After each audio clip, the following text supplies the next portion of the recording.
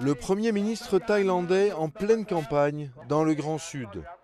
Abhisit Phechajiva veut prouver qu'il ne néglige pas l'insurrection qui dure depuis 2004 et qui, pour les habitants, semble ne jamais vouloir s'arrêter. Nous avons clairement fait un pas vers la paix et la stabilité. Il y a une meilleure confiance entre les gens et les responsables locaux. Bien sûr, la violence demeure, mais nous ne retomberons pas dans un cycle de violence de la part de l'État.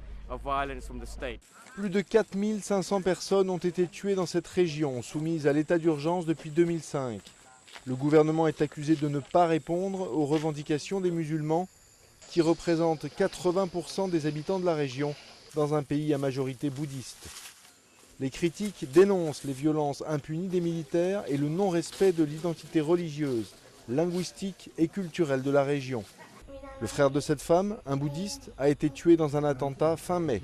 Comme elle, beaucoup ne croient pas aux efforts des partis politiques pour mettre fin aux violences qui touchent les bouddhistes comme les musulmans.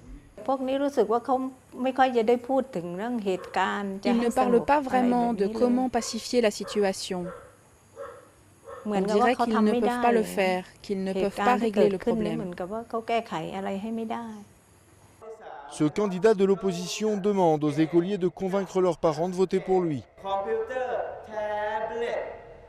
Il promet des ordinateurs, le Wi-Fi, mais aussi plus d'autonomie pour le Sud. Tout le monde n'est pas d'accord, mais les analystes soulignent qu'au moins les partis politiques débattent enfin de la question. La plupart des élites de Bangkok évitent de parler directement du problème du Sud, mais la pression de l'opinion les force à réfléchir à sa résolution.